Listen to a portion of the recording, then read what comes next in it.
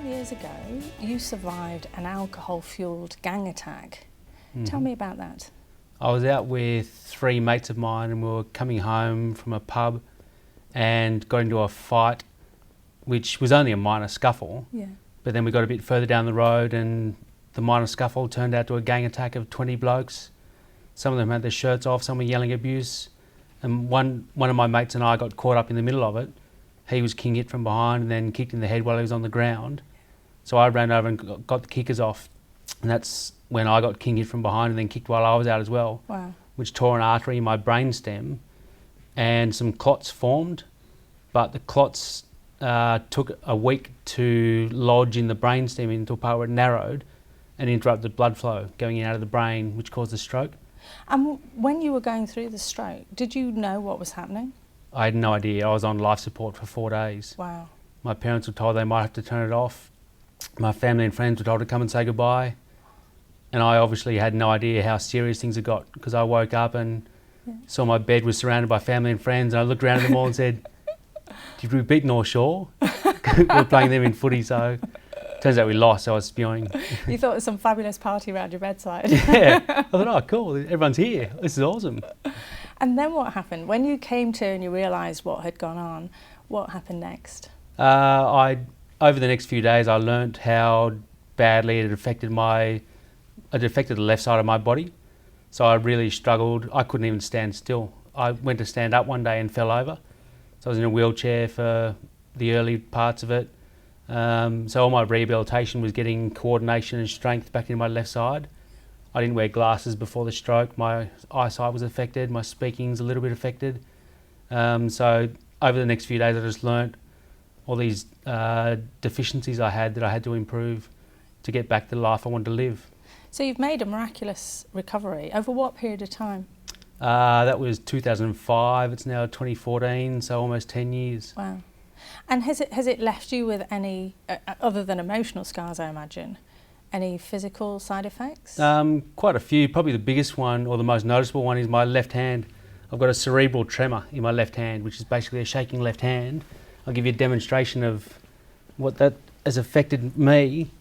So one of the hardest things I can do nowadays is something as simple as holding a pen. Wow. That's not being put on, that's fair dinkum. It's called an intention tremor, so it gets worse if you're trying to do things with your fingertips. Right. So little tiny things like that really, I get a huge amount out of. I picked up a Tic Tac the other day and put it in a bowl with my left hand. I thought I was the king of the world. So what have you learned from this whole experience? Well, it changed my whole perspective on everything. I used to think when I was younger that winning was the most important thing in life. Everything I wanted to do, I wanted to be the best at. But now holding a pen is a huge achievement for me. So it's those simple things in life that I just love these days. I just got married 8 days ago and... Congratulations. Yeah. So 8 days ago, this is like your honeymoon. This is literally our honeymoon. He's on the Cath Vincent Show for his honeymoon, ladies and gentlemen. So you now actually deliver keynote presentations relating to your story. What's the take-home message? I try and tell people that rain falls on the just and the unjust alike, but there comes a time where you just have to get over it and go and play in the puddles, which is basically just saying that good things happen to bad people, bad things happen to good people.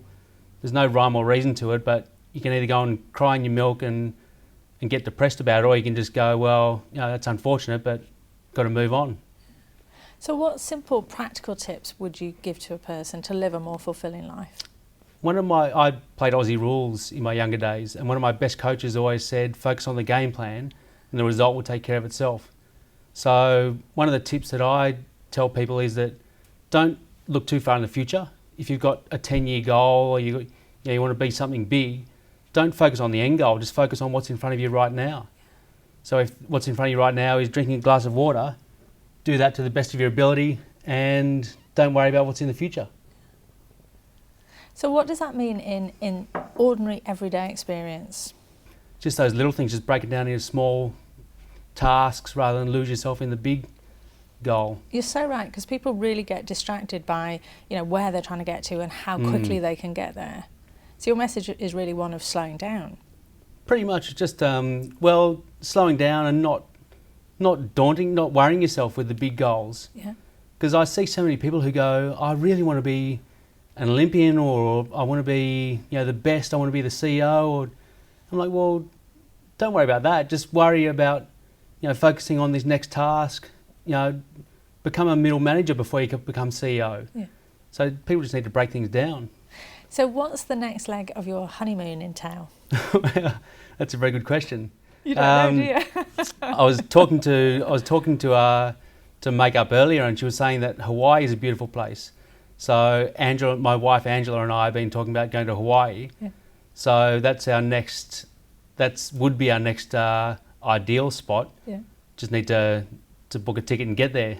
So you are literally planning it country by country. You're in a country and then you work out where to go next. We are literally as ad hoc as you can get. Right. Angela and I were on the Central Coast in New South Wales in Australia on our honeymoon for a week when you rang on Tuesday, today's now Monday, and said, we've got a spot on the show on Monday, can you be here? And Angela and I were like, yep, we're in, let's go. Okay, so if anyone's in Hawaii right now, if you're watching this, you're in Hawaii, we're looking to fly Barnaby over there. Yeah, that'd be lovely. Turtle Bay, thanks. Turtle Bay, very specific. So is there any other key tips you can give us? I'd really implore people not to worry about being the best at something. Yeah. I mean, you want to give it your best, but you don't need to be the best. Yeah. So if there's something in front of you, give it 100%. There's a saying that I heard from Ron Barassi, who's an AFL Hall of Fame player and coach. And he used to say there's no disgrace in failing. Yeah. The only disgrace is if you only half try or 3/4 try or 99% try. Yeah. So if you want something, as long as you give it 100%, if you don't quite get there, you can still hold your head up, push your shoulders back and be proud of what you've done. Yeah. Well, Barnaby, thank you so much for coming in, and we wish you all the best for the rest of your fabulous honeymoon, and may it last your whole lifetime. Thank you. Thank you, David. Thank you.